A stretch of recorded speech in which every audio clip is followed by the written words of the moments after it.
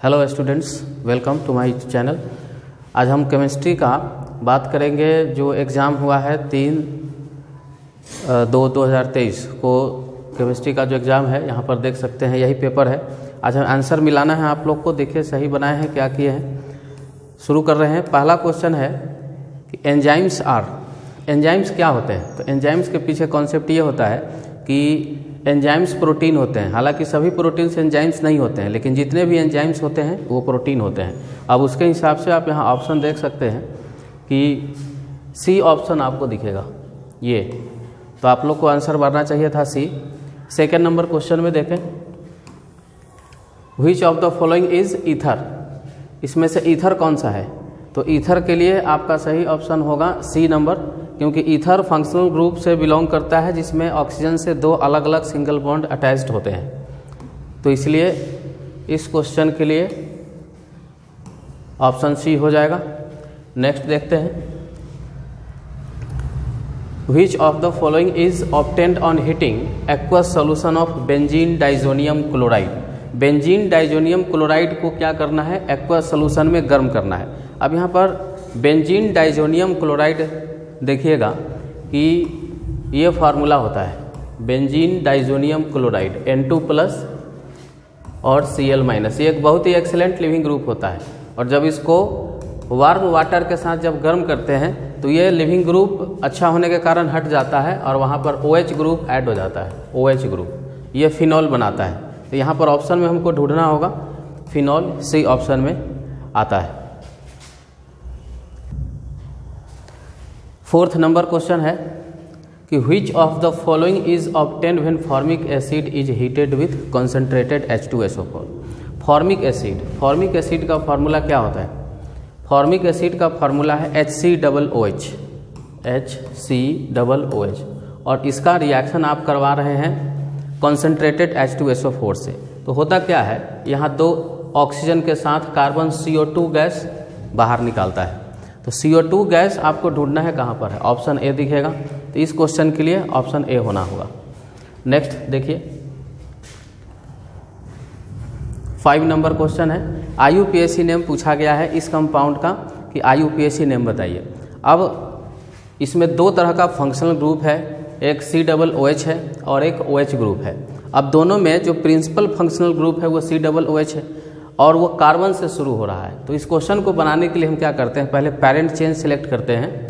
ये वाला parent chain हो गया जिसमें principal function group parent chain के अंदर इन्वॉल्व है। अब ये जो OH ग्रुप है ये सेकेंडरी फंक्शन ग्रुप हो जाता है, जो हाइड्रोक्सी नाम से जानते हैं। तो इसका काउंटिंग यहाँ से करेंगे 1 2 3, तो 2 हाइड्रोक्सी हो जाएगा और प्रोपानोइक एसिड हो जाएगा। 2 हाइड्रोक्सी प्रोपानोइक एसिड, ऑप्शन ढूंढिए। लैक्टिक एसिड है, 2 हाइड्रोक्सी प्रोपानोइक एसिड है, प्रोपानोइक एसिड है, ये बी ऑप्शन आपको दिखेगा। ठीक है। नेक्स्ट 6 नंबर क्वेश्चन है कि टॉलेंस रिएजेंट कौन सा होता है। टॉलेंस रिएजेंट और फेलिंग सॉल्यूशन, दो चीज अल्डिहाइड कीटोन और कार्बोक्सिलिक एसिड चैप्टर से बिलोंग करता है। और अमोनिकल सिल्वर नाइट्रेट का एक्वस सॉल्यूशन जब हम लेते हैं तो टॉलेंस रिएजेंट बनता है अमोनिकल नाइट्रेट। तो देखिएगा सिल्वर और NH3 पॉजिटिव आयन के साथ यहाँ पर है, तो इसीलिए यही इसका सही ऑप्शन होना चाहिए। ठीक है, क्योंकि टॉलेंस रिएजेंट में सिल्वर लेते हैं और अमोनिया लेते हैं, सिल्वर क्लोराइड एक्वा सॉल्यूशन लेते हैं नाइट्रेट के साथ, तो बनता है। 7 नंबर क्वेश्चन देखा जाए, which of the following gives Cannizzaro's reaction. कौन सा कैनिजारो रिएक्शन देगा। इसके दो रिएक्शन जो एक दूसरे को compete करता है, पहले अल्डोल रिएक्शन होता है फिर कैनिजारो रिएक्शन होता है। अगर अल्डोल नहीं हुआ तो कैनिजारो होता है। अल्डोल कैसे होता है, जब बीटा हाइड्रोजन प्रेजेंट रहता है, और कैनिजारो कब होता है, जब बीटा हाइड्रोजन प्रेजेंट नहीं होता है। अब कैनिजारो रिएक्शन में होने के लिए बीटा हाइड्रोजन नहीं होना चाहिए, और बीटा हाइड्रोजन कौन सा होता है, CH3CHO alpha hydrogen, C double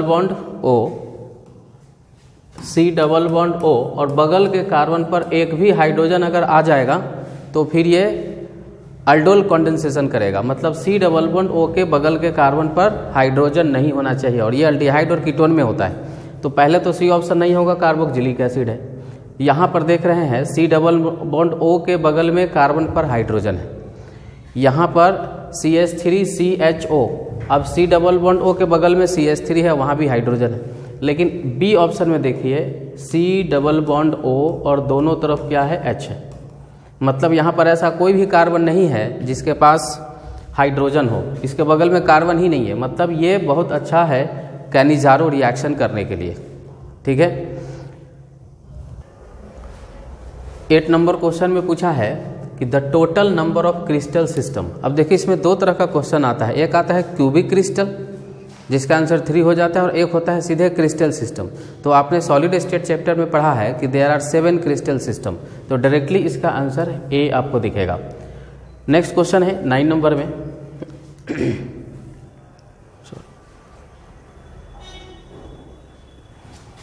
कि which of the following is covalent solid. Covalent solid कौन सा होता है? जो नॉन मेटल्स होते हैं, जो कोवैलेंट बॉन्ड बनाते हैं। तो आप एग्जांपल यहाँ पर देखिए, एग्जाम्पल में दिया है आयरन। आयरन क्या है? मेटल है, इसके अंदर मेटालिक बॉन्ड होगा। डायमंड है, डायमंड बनता है कार्बन से, और कार्बन होता है नॉन मेटल, और नॉन मेटल बनाते हैं कोवैलेंट बॉन्ड। सोडियम क्लोराइड एक आयनिक कंपाउंड है जिसमें Na+ और Cl- होता है। कॉपर क्या है? एक मेटल है जिसके अंदर मेटालिक बॉन्ड प्रेजेंट होगा।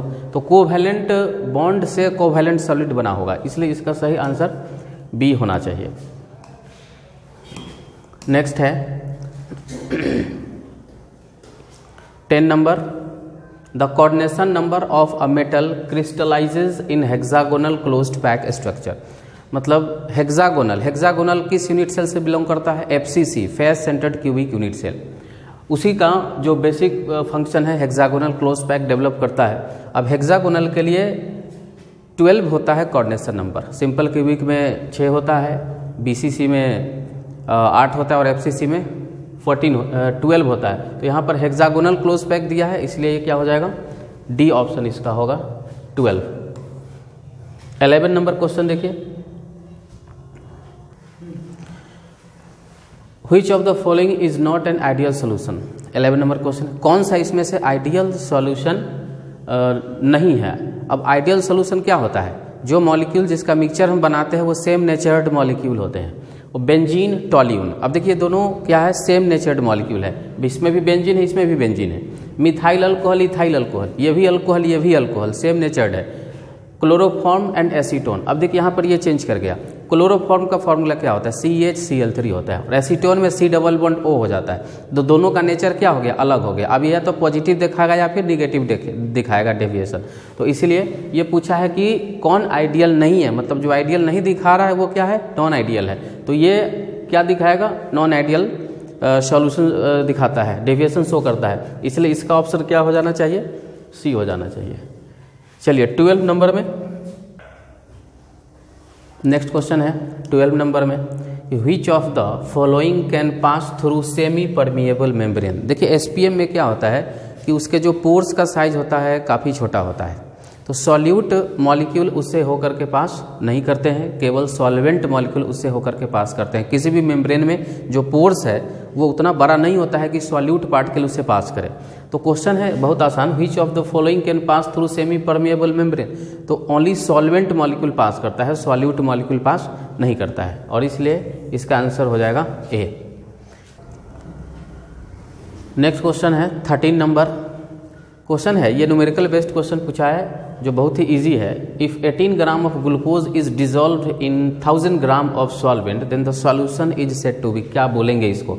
ध्यान दीजिएगा, 18 ग्राम ग्लूकोज है। 18 ग्लूकोज का मॉलिकुलर फार्मूला 180 होता है। सबसे पहले हम इसका मोल निकाल लेते हैं। मोल होता है weight by formula weight. Weight दिया है 18, फार्मूला वेट होता है 180, इसका मोल आ जाएगा 0.1। मतलब आपने 0.1 मोल जो ये ग्लूकोज है, जो एक सॉल्यूट है, वो डिजोल्व हुआ है 1000 ग्राम ऑफ सॉल्वेंट, और 1000 ग्राम को क्या बोलते हैं? 1 kg बोलते हैं। तो 0.1 mole of solute dissolve in पर kg of solvent, this is called molality. अब मोलालिटी मतलब ये एक मोलल सॉल्यूशन है, तो कितना मोलालिटी है? 0.1।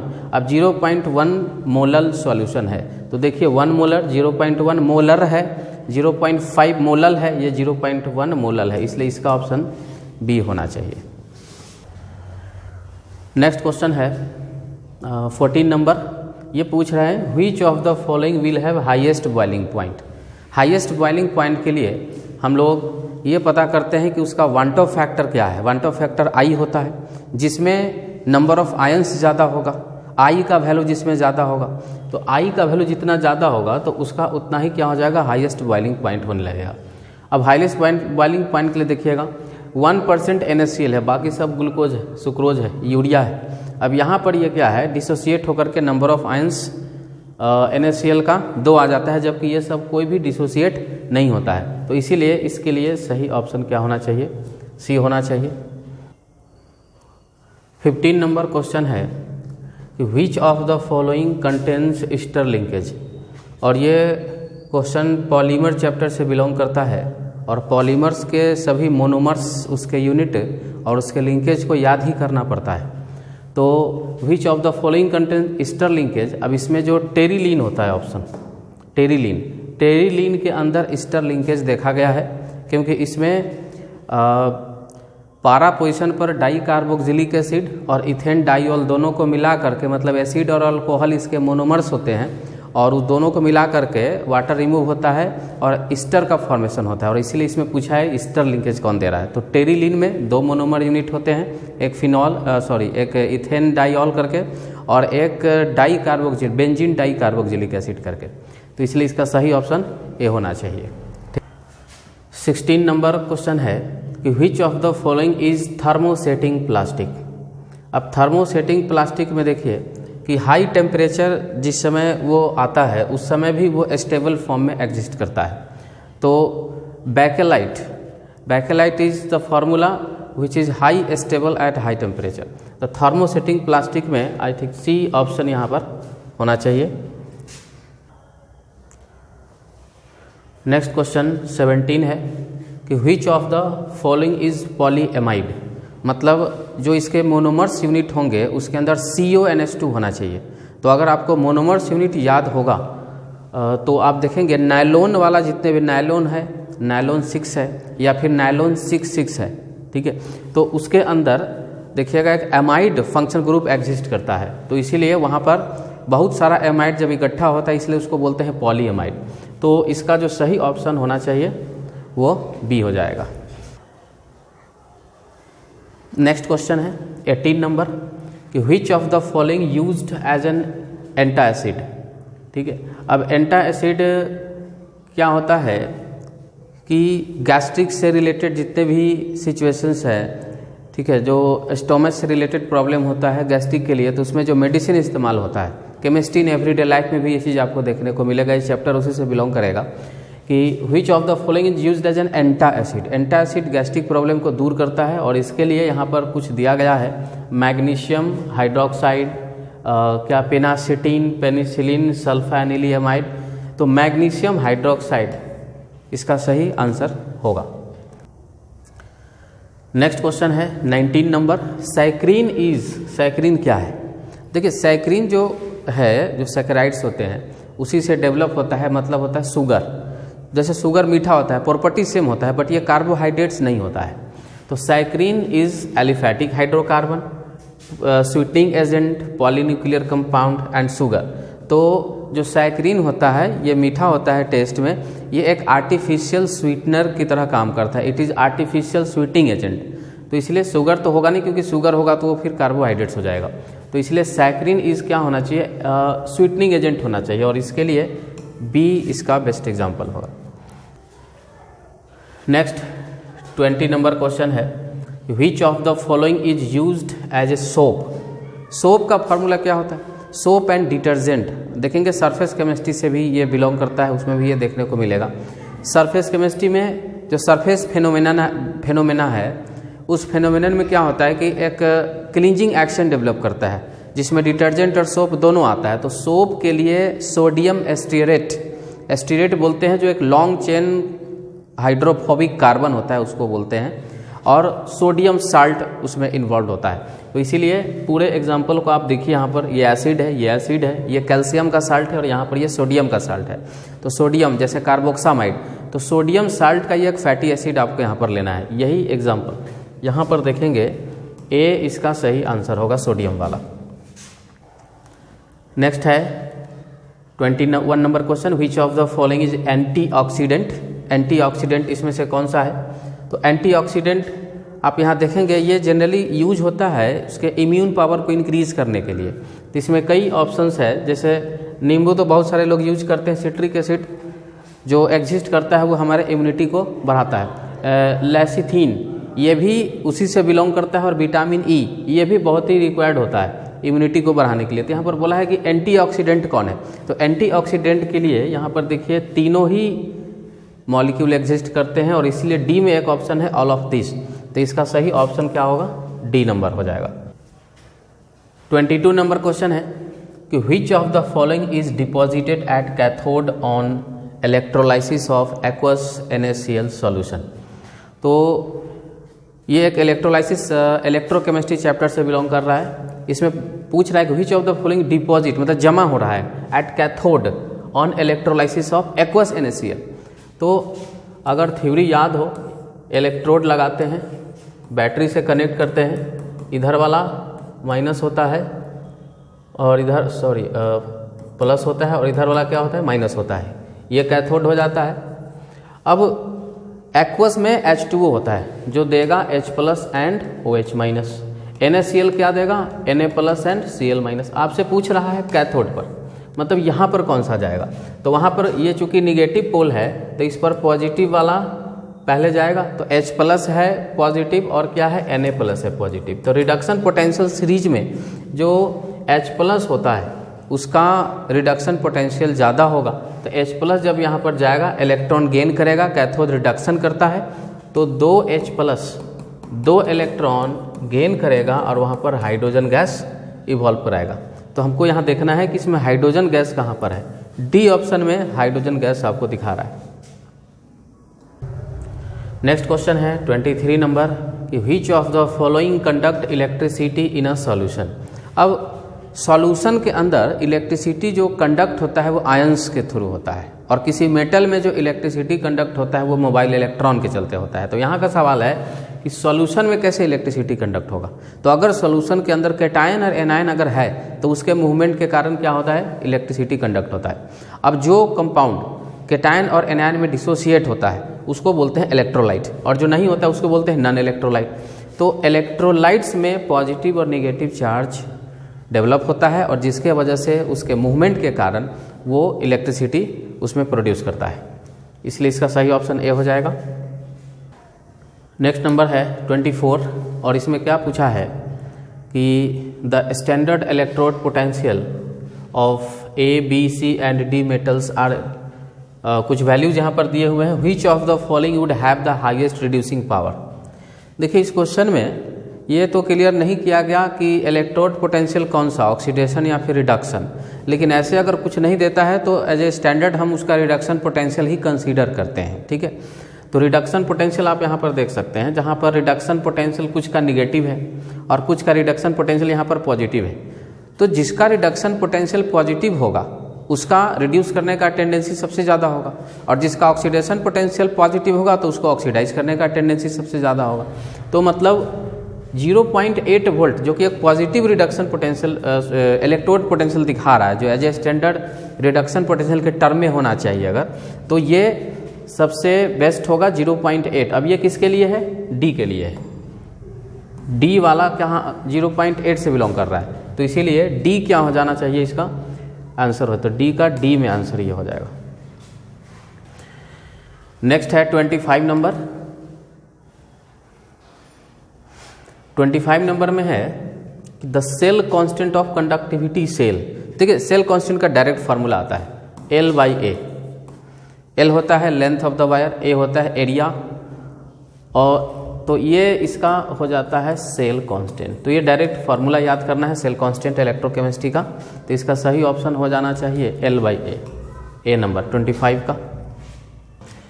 26 नंबर में है रेट, इसका बोला है कि कैसे हम लिख सकते हैं, क्योंकि इक्वेशन है 2A + B और C बना रहा है, तो हम रेट ऑफ रिएक्शन को रिएक्टेंट और प्रोडक्ट दोनों के टर्म में लिख सकते हैं। माइनस लगाएंगे, जो कॉफिशिएंट है डिवाइड होता है, और dA/dt, और सबको एक दूसरे के बराबर लिख सकते हैं, चाहे रिएक्टेंट के टर्म में लिखें या फिर प्रोडक्ट के टर्म में लिखें, सभी आपस में क्या होंगे, बराबर।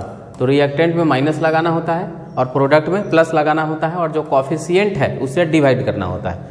तो dc/dt। अब देखिए ये हो गया रेट इक्वेशन। अब इसमें से आपको देख लेना है कि कौन सा सही होगा। -12 dA/dt ये है, -dV/dt ये भी है और प्लस dc/dt ये भी है। इसका मतलब कि ABC सही इसका रेट ऑफ रिएक्शन शो कर रहा है, मतलब इसमें एक ऑप्शन है ओ यहाँ पर डी होना चाहिए, इनमें से सभी, all of this. Next number question है 27। ये भी केमिकल काइनेटिक्स से बिलोंग करता है। जो प्रीवियस क्वेश्चन था वो भी केमिकल काइनेटिक्स से बिलोंग कर रहा था। The rate law equation of a chemical reaction is represented by this. ये जो इक्वेशन है दिखा रहा है रेट ऑफ रिएक्शन को। अब the concentration B is tripled, यहाँ पर ट्रिपल्ड नहीं होगा, ट्रिपल्ड होगा, कीपिंग दैट ए कांस्टेंट, मतलब ए को क्या करना है, कांस्टेंट रखना है। तो आपके पास इक्वेशन है R = KA/B का स्क्वायर, और दूसरा मान लीजिए R' अगर कोई रेट होता होगा, K होगा, A को जैसे के तैसे रखना है और B को कह रहा है 3 टाइम्स इंक्रीज करना है, 3B।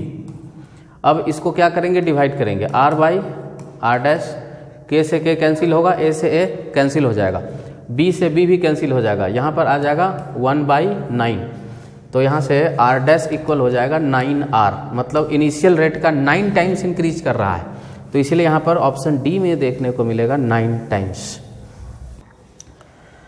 नेक्स्ट है 28 नंबर में कि the rate constant of a chemical reaction depends upon which of the following. ये डायरेक्ट थ्योरी है कि जो रेट कांस्टेंट होता है केमिकल रिएक्शन जो होता है वो टेम्परेचर पर डिपेंड करेगा।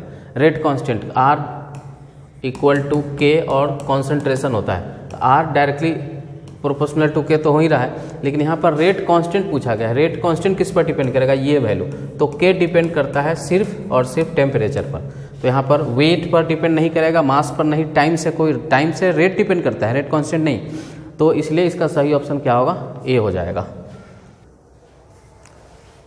29 नंबर क्वेश्चन है कि which of the following carbohydrate is the most abundant in nature. मतलब कार्बोहाइड्रेट्स तो सभी हैं, लेकिन ये पूछा कि सबसे ज़्यादा नेचर में एग्जिस्ट कौन सा करता है। तो सेल्यूलोज कार्बोहाइड्रेट्स जो होगा ये नेचर में इसका जो एबंडेंस होता है वो सबसे ज़्यादा परसेंटेज में एग्जिस्ट करता है, इसलिए इसका डायरेक्ट ऑप्शन डी हो जाएगा, सेल्यूलोज। नेक्स्ट नंबर है 30।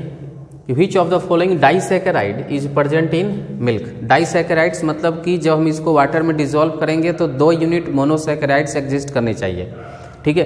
तो और वो भी किस में होना चाहिए, मिल्क में होना चाहिए। तो मिल्क में सुक्रोज, मेल्टोज, लैक्टोज, तो जो लैक्टोज होता है ये मिल्क के अंदर एग्जिस्ट करता है, तो इसलिए 30 का बी आंसर हो जाएगा। नेक्स्ट क्वेश्चन है 31। Which of the following is the chemical name of vitamin A. अब ये क्वेश्चन रेयर पूछा जाता है, vitamin A B C D का केमिकल नेम कभी नहीं पूछा गया, इस बार पूछा गया। तो विटामिन ए का जो केमिकल नेम होता है वो रेटिनॉल होता है, ये तो याद ही करना पड़ता है, इसका कोई कॉन्सेप्ट है नहीं।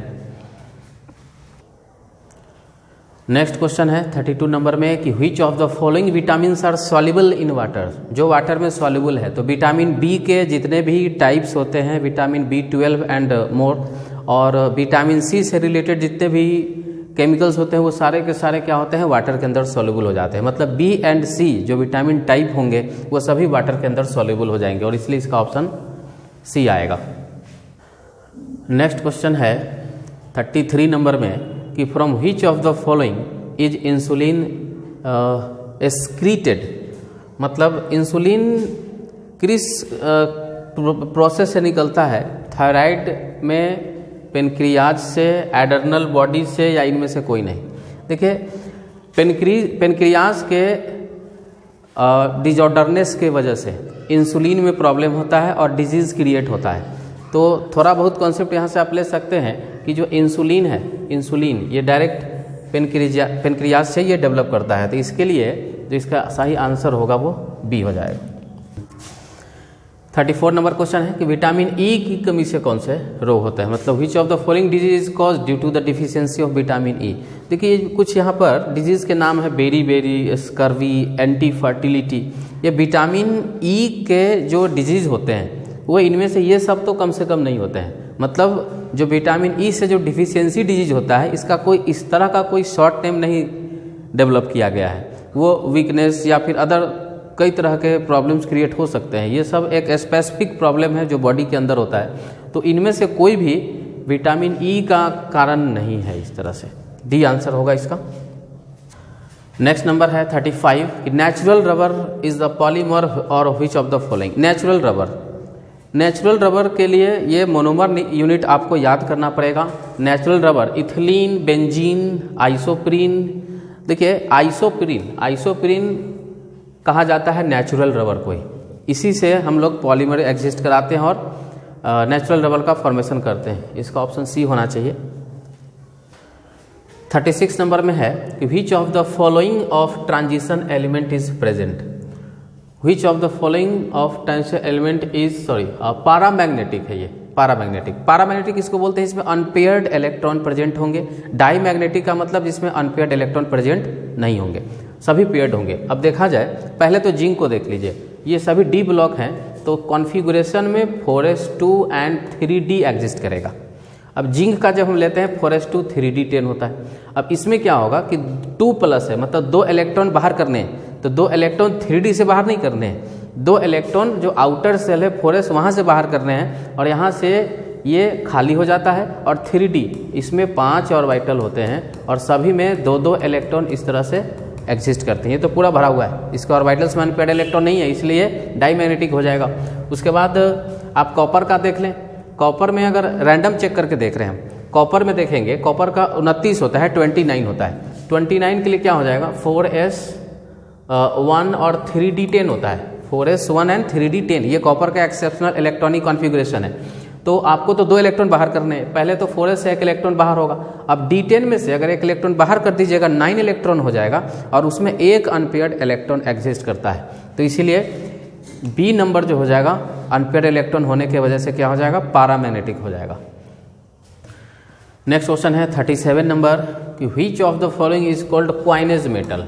ये सभी क्वेश्चन इनऑर्गेनिक के डी ब्लॉक एलिमेंट से बिलोंग कर रहे हैं। क्वाइनेज मेटल मतलब copper, mercury, silver and gold, मतलब ये तीनों एलिमेंट को क्वाइनेज मेटल कहा जाता है, जो डी ब्लॉक के सीरीज से बिलोंग करता है। तो ये याद रखें आप लोग। तो copper, silver and gold, C option होगा। नेक्स्ट है 38 नंबर क्वेश्चन, जो बहुत ही इजी है। Who gave the first important theory of coordination compound.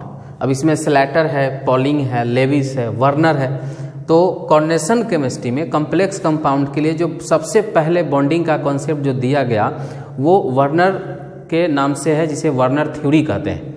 सबसे पहले उसी ने बॉन्डिंग को एक्सप्लेन करने की कोशिश करी थी, और इसीलिए कॉम्प्लेक्स के लिए वर्नर साहब सबसे पहले होंगे। नेक्स्ट क्वेश्चन है 39 कि which of the following is an example of double salt. Double salt मतलब क्या कि 2 सिंपल साल्ट के मिलने से बनता है, लेकिन 2 सिंपल साल्ट के मिलने से तो कम्प्लेक्स साल्ट भी बनता है। तो देखिए कम्प्लेक्स साल्ट जब बनेगा तो उसमें इस तरह के स्क्वायर ब्रैकेट एग्जिस्ट कर जाते हैं, और डबल साल्ट में क्या होता है कि सिंपल साल्ट कुछ वाटर ऑफ क्रिस्टलाइजेशन से बन जाते हैं। जैसे ब्लीचिंग पाउडर, ये तो नहीं हो, इसमें 2 साल्ट नहीं होता है। हाइपो में भी कोई 2 साल्ट नहीं है, ये एक कम्प्लेक्स है। ये देखने से पता चलता है स्क्वायर ब्रैकेट है, यहाँ पर कम्प्लेक्स है, इसमें कोऑर्डिनेशन स्पेयर एग्जिस्ट कर रहा है। पोटासालम, पोटासालम क्या होता है, पोटेशियम K2SO4 और Al2SO4 whole thrice. Potassium sulphate और एल्युमिनियम सल्फेट का 12 वाटर मॉलिक्यूल के साथ क्या होता है, क्रिस्टलाइजेशन होता है, तब जाकर के ये पूरा फॉर्मूला क्या देता है, पोटासालम देता है। तो इसलिए पोटासालम मतलब कि डी ऑप्शन 39 नंबर के लिए होगा। 40 नंबर क्वेश्चन है कि which of the following is a bidentate ligand. Bidentate ligand का मतलब जिसका डेंटिसिटी 2 होता है। Denticity means they have 2 lone pair which can donate central atom. Lone pair, अपना लोन पेयर सेंट्रल एटम को क्या करेगा, डोनेट करेगा। EDTA, इथिलीन डाइअमीन टेट्रा एसीटेटाइन, ये एक हेक्साडेंटेट होता है। इथिलीन डाइअमीन मतलब CH2 NH2, इधर भी क्या NH2। इथिलीन डाइअमीन मतलब क्या कि यहाँ भी एक लोन पेयर है और यहाँ भी एक लोन पेयर है, दोनों 2 लोन पेयर डोनेट करेगा, और इसलिए इसका डेंटिसिटी 2 हो जाएगा, और इथिलीन डाइअमीन क्या हो जाएगा, इसका आंसर हो जाएगा।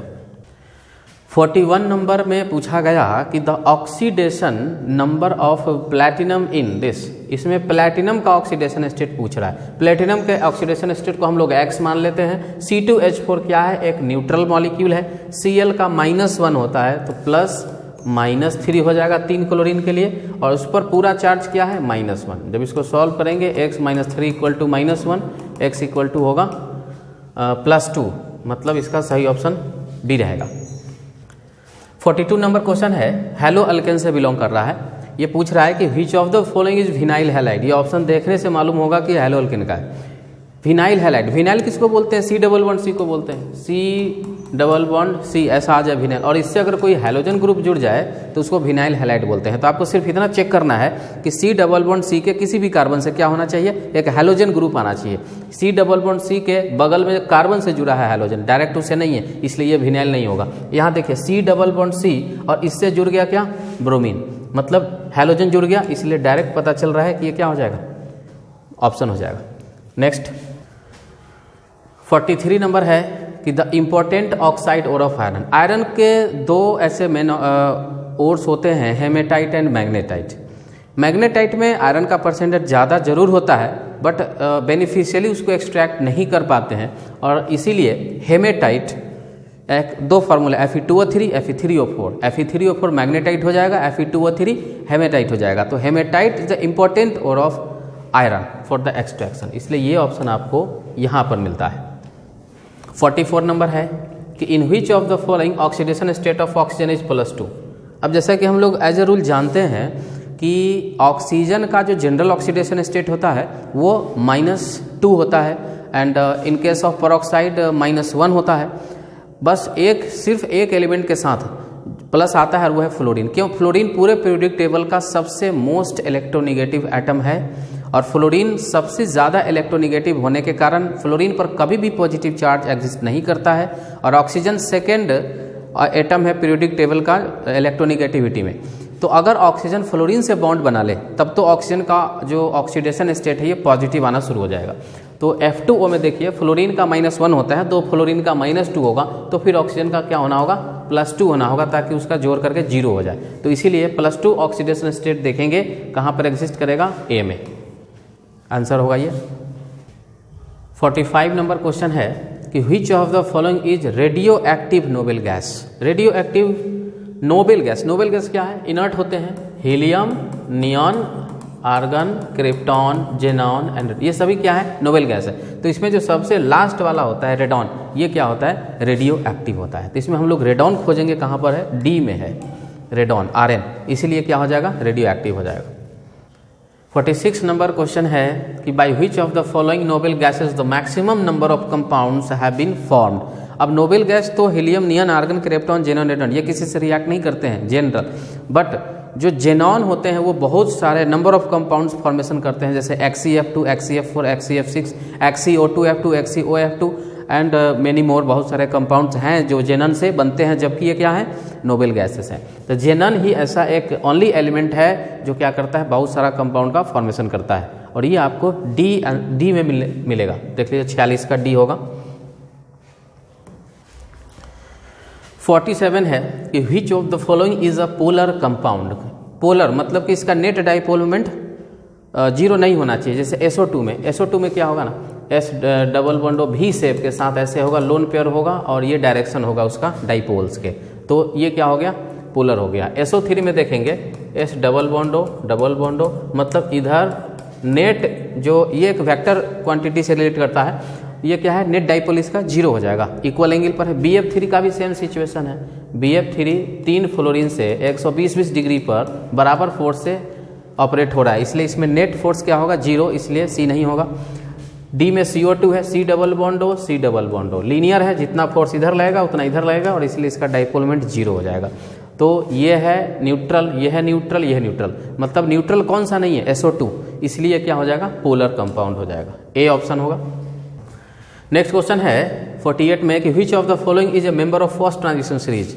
फर्स्ट ट्रांजिशन सीरीज का मतलब स्कैंडियम से शुरू होने वाला एलिमेंट होगा जिंक तक। Scandium, titanium, vanadium, chromium, manganese, iron, cobalt, निकल, कॉपर, जिंक।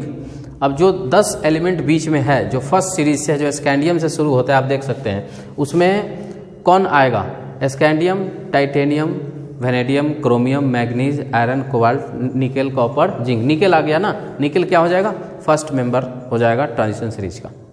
ठीक है। 49 नंबर में है कि Cu2+ का इलेक्ट्रॉनिक विन्यास क्या है, इलेक्ट्रॉनिक कॉन्फ़िगरेशन। अब कॉपर का इलेक्ट्रॉनिक कॉन्फ़िगरेशन होता है 29 के लिए लास्ट में 4s1 एंड 3d10, और इधर आर्गन तक नोबेल गैस आता है, 18 तक यहाँ पर होता है, तो 4s1 एंड 3d10।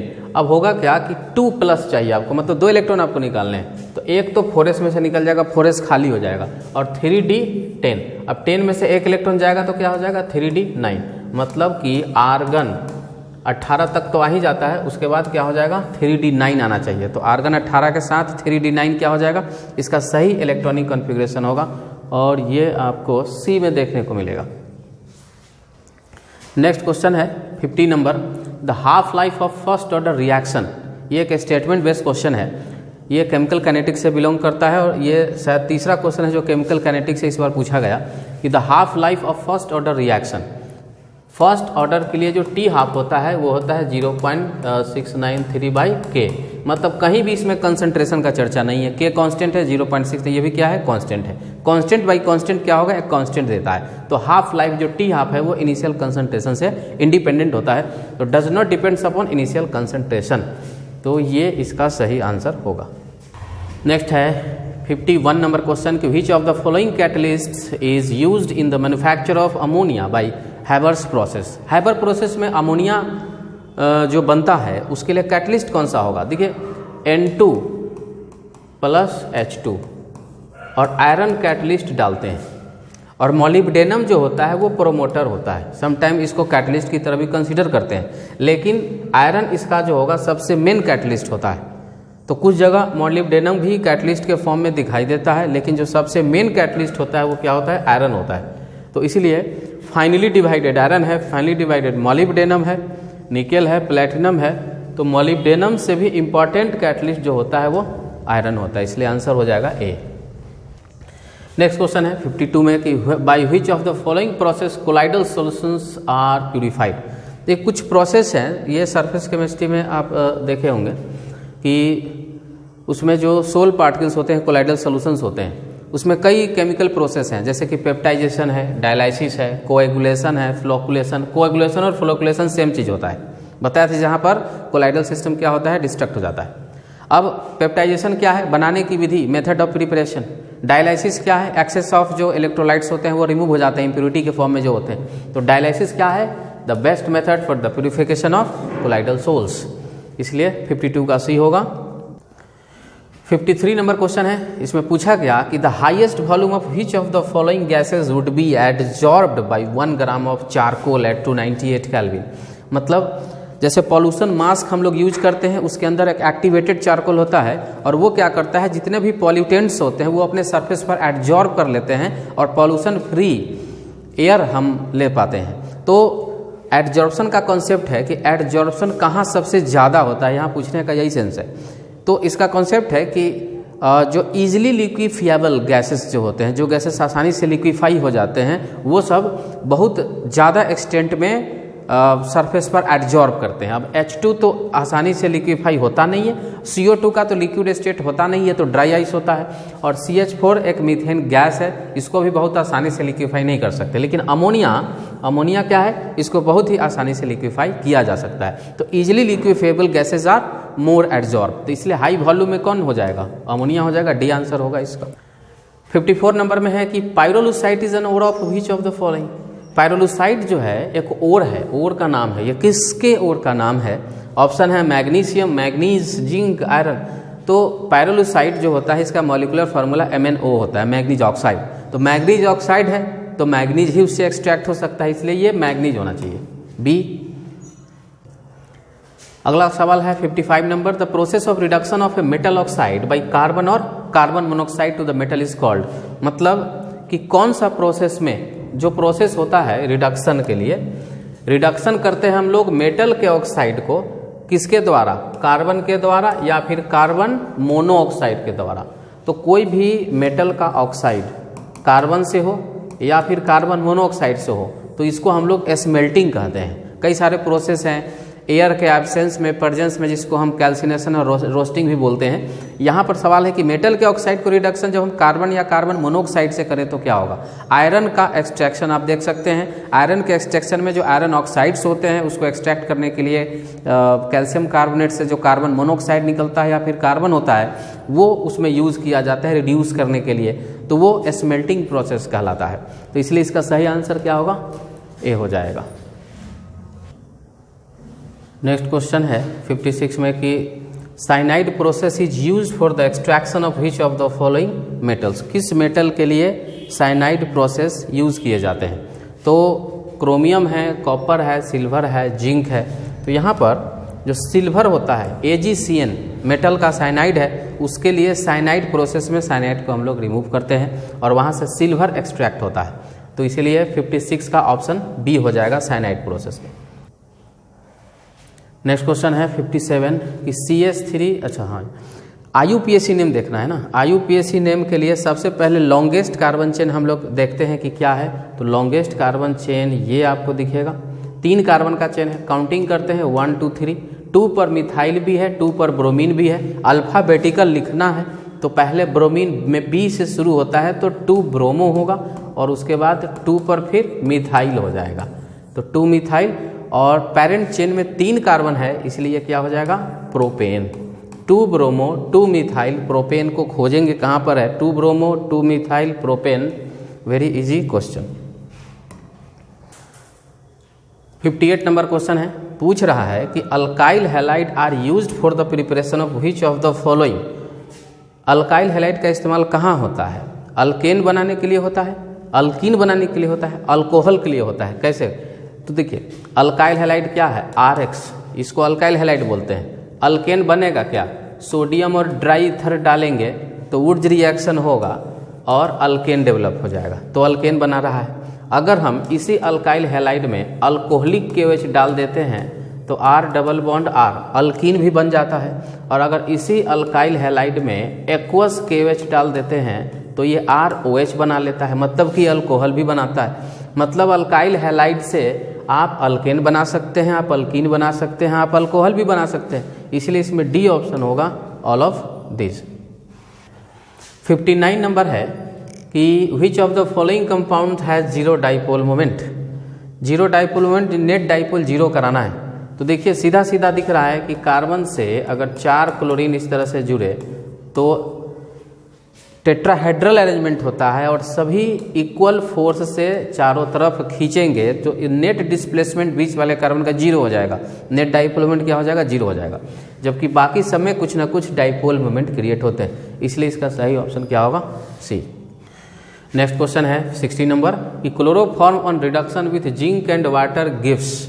तो क्लोरोफॉर्म का फार्मूला क्या होता है, CHCl3 और इसका रिएक्शन करना है जिंक और वाटर से। यहाँ पर कुछ कन्फ्यूजन है, जिंक और HCl से होगा तो फिर उसका कंपाउंड कुछ और बन जाएगा, क्लोरो कंपाउंड बनेगा।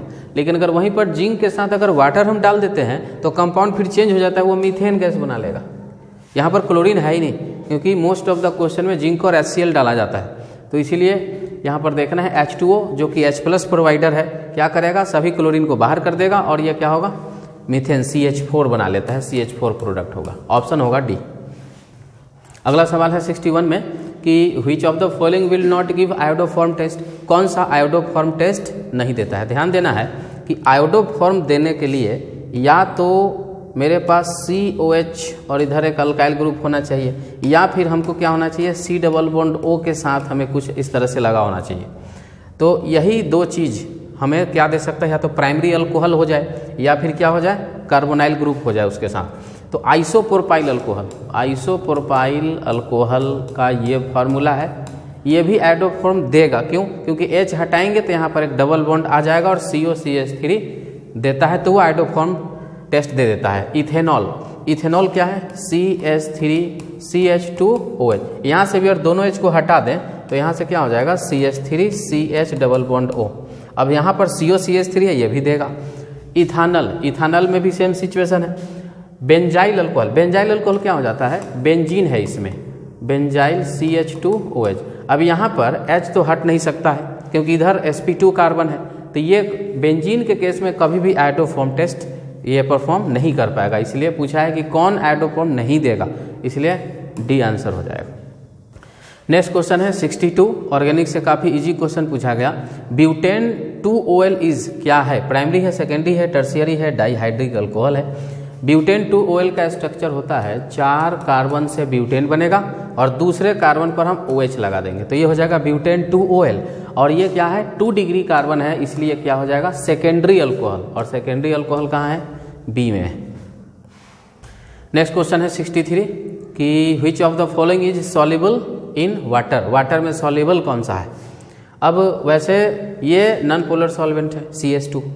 क्लोरोफॉर्म थोड़ा सा पोलर है, तो ये वाटर में पूरा डिजोल्व तो नहीं होता है, पार्शियली सॉल्युबल होता है। CCl4 क्या है? नॉन पोलर है, तो ये तो डिजोल्व होगा ही नहीं। अब CH3OH, यहाँ देखा जाए OH, और एक कॉन्सेप्ट है कि पानी में वही चीज़ डिजोल्व हो सकता है जो उसके साथ हाइड्रोजन बॉन्डिंग करेगा, मतलब वाटर के साथ वही रह सकता है जो उसके साथ दोस्ती करेगा। अब मतलब OH क्या करता है? यहाँ से हाइड्रोजन बॉन्डिंग किसके साथ बना लेता है? वाटर के ऑक्सीजन के साथ बना लेता है। इसीलिए मिथाइल अल्कोहल एक अल्कोहल है और इट इज़ वाटर सॉल्युबल। क्यों? क्योंकि वो उसके साथ हाइड्रोजन बॉन्ड एग्जिस्ट कराता है, इसलिए ऑप्शन हो जाएगा ए। अगला सवाल 64 के लिए है कि which of the following gives acetone on oxidation? Oxidation के लिए एक छोटा सा कॉन्सेप्ट है कि प्राइमरी अल्कोहल ऑक्सीडाइज होकर क्या देता है? अल्डिहाइड देता है। अल्डिहाइड ऑक्सीडाइज होकर क्या देता है? कार्बोक्सिलिक एसिड देता है। ये कहानी है 1 डिग्री अल्कोहल का। अगर 2 डिग्री अल्कोहल है तो ऑक्सीडाइज होकर सिर्फ कीटोन ही दे सकता है। मतलब कि अगर यहाँ पर कोई 2 डिग्री अल्कोहल दिख जाए, उसको ऑक्सीडाइज करा देंगे, कीटोन बन जाएगा। तो यहाँ पर सी नंबर में देखा जाए CH3CH, यहाँ पर ये जो OH ग्रुप है वो इस बीच वाले कार्बन से जुड़ा हुआ है और ये 2 डिग्री अल्कोहल है। जब हम इसको ऑक्सीडाइज करेंगे दोनों H बाहर निकलेगा, बीच में डबल बॉन्ड आ जाएगा और ये कीटोन बना लेगा, और इसलिए इसका सही आंसर जो होगा वो क्या हो जाएगा? सी। एमीन चैप्टर से ये सवाल है 65 नंबर कि the functional group of secondary amine. Secondary amine में क्या लिखा जाना चाहिए? सेकेंडरी मतलब होता है 2 कार्बन से जुड़ा हुआ फंक्शन ग्रुप। अब देखिए NH, इधर भी कार्बन रहेगा, इधर भी, तो ये N क्या हो गया? 2 डिग्री हो गया। ये क्या है? एक ही कार्बन इसमें जुड़ेगा, ये हो जाएगा प्राइमरी। और ये कोई डिग्री नहीं, ये सीधे एमीन है, अमोनिया है, और ये तो अमोनियम आयन है, इसलिए सेकेंड डिग्री क्या हो जाएगा? सिर्फ ए वाला बना सकता है। अगला क्वेश्चन फिर से एमीन के IUPAC नोमेनक्लेचर से है 66 नंबर कि the IUPAC name of amine. और ऐसे इसका जो बेस नेम होता है वो अल्केनामाइन होता है। तो पहले तो पेरेंट चेन हम लोग सेलेक्ट करते हैं। पेरेंट चेन 3 कार्बन का यहाँ पर दिखेगा, 3 कार्बन का पेरेंट चेन 1 2 3 और 2 पर क्या है? एमीन ग्रुप है। तो प्रोपेन अमीन 2 प्रोपेनामाइन बोलें या फिर प्रोपेन 2 एमीन बोलें, ये आपको सी नंबर में मिल रहा है। तो प्रोपेन 2 एमीन सी नंबर है। 67 नंबर क्वेश्चन देखा जाए, primary amine on reaction with Grignard reagent gives which of the following. Primary amine को रिएक्शन कराना है ग्रिग्नार्ड रिएजेंट से, और इसमें से क्या देगा? चलिए रिएक्शन शुरू करते हैं। प्राइमरी एमीन क्या है? RNH2। अब इसका रिएक्शन कराना है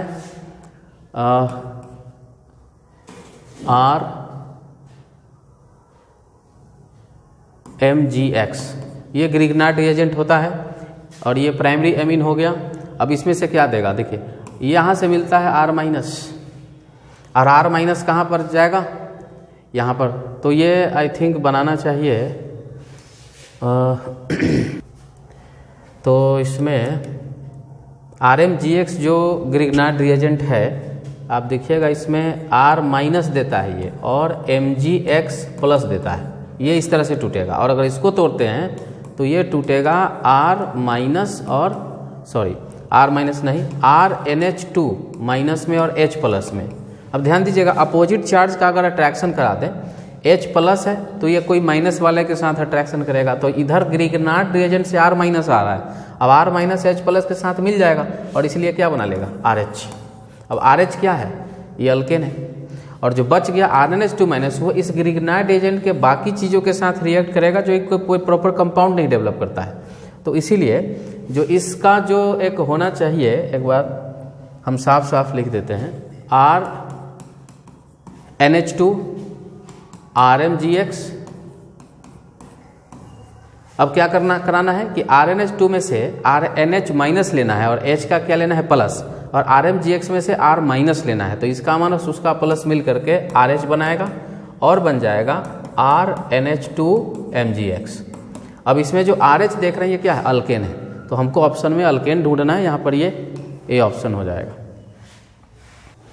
नेक्स्ट क्वेश्चन है 68 में कि which of the following is the most basic. अब देखिए यहाँ पर क्वेश्चन में कुछ क्लियर नहीं किया गया है। अगर आप एनसीईआरटी देखेंगे वहाँ पर लिखा है गैस फेज, एक्वस फेज ऐसा लिखता है। तो एक्वस फेज में जो ऑर्डर है मिथाइलेमिन का कुछ और होता है डिग्री, इथाइलेमिन का कुछ और होता है, और अगर गैस फेज में आप जाते हैं तो कोई एक्सेप्शन नहीं है, बस वहाँ पर हायर डिग्री का बेसिक स्ट्रेंथ बढ़ जाता है और लोअर डिग्री का बेसिक स्ट्रेंथ कम हो जाता है। ये बेसिक है ही क्यों, ये बेसिक इसलिए है कि नाइट्रोजन के ऊपर लोन पेयर है और जो लोन पेयर डोनर होता है वो बेसिक होता है। अब लोन पेयर में देखिए यहाँ पर C6H5 के साथ ये रेजोनेंस शुरू कर देगा तो इसका डोनेशन कम हो जाएगा, तो ये तो एकदम खराब सा बेस हो जाएगा। यहाँ पूछा है मोस्ट बेसिक, अब बच गया 3 डिग्री एमीन, ये बच गया सिंपल अमोनिया और ये बच गया 2 डिग्री। तो जो हायर डिग्री एमीन होगा, हायर डिग्री, अब यहाँ पर क्वेश्चन में मेंशन नहीं है कि एक्वस है कि क्या, तो हम लोग गैस फेज लेकर के और उसका आंसर करेंगे। तो गैस फेज में जो हायर डिग्री एमीन होता है वो उसका बेसिक स्ट्रेंथ क्या होता है, सबसे ज़्यादा होता है, तो उस हिसाब से इसका ऑप्शन सी होगा। नेक्स्ट है 69 नंबर में कि इसमें से हिंसबर्ग रिएजेंट कौन सा है। देखिए हिंसबर्ग रिएजेंट क्या होता है, हम पहले फॉर्मूला लिख देते हैं।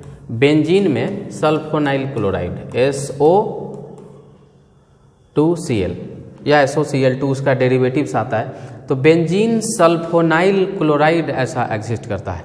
तो बेंजीन सल्फोनाइल क्लोराइड हम खोजेंगे कि कहाँ है। बेंजीन सल्फोनिक एसिड है, ये नहीं होगा।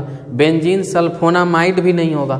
पाराटोल्यून ये तो डेरिवेटिव्स हो गया फिर, तो ये भी नहीं होगा सल्फोनाइल क्लोराइड में। मतलब हमें बेंजीन सल्फोनाइल क्लोराइड होना चाहिए था, जो ऑप्शन में नहीं है, लेकिन नन ऑफ दिस यहाँ पर एक है, तो उस हिसाब से इसका फिर डी ऑप्शन होना होगा। नेक्स्ट क्वेश्चन है 70 number, the last question, which of the following is form when acetamide react with Br2KOH। देखिए एसिटामाइड का IUPAC नेम जो है इथेनामाइड आप बोल सकते हैं, तो इसका मॉलिक्यूलर फार्मूला होता है CH3CONH2। 2 कार्बन के लिए इथेनामाइड बोलते हैं, कॉमन नेम इसका एसिटामाइड होता है। और जब इसका रिएक्शन आप Br2KOH से कराते हैं तो एक हैलोफॉर्म रिएक्शन होता है, और यहाँ पर जो CO है यहाँ से ये गायब हो जाएगा, इसका जो डायरेक्ट प्रोडक्ट आता है CH3NH2 होता है। प्राइमरी एमीन यहाँ से एग्जिस्ट करेगा, तो मिथाइल एमीन यहाँ पर बी ऑप्शन आपको देखने को मिलता है। इसी के साथ हम लोग वीडियो को अंत करते हैं और मिला सकते हैं आप। Thank you.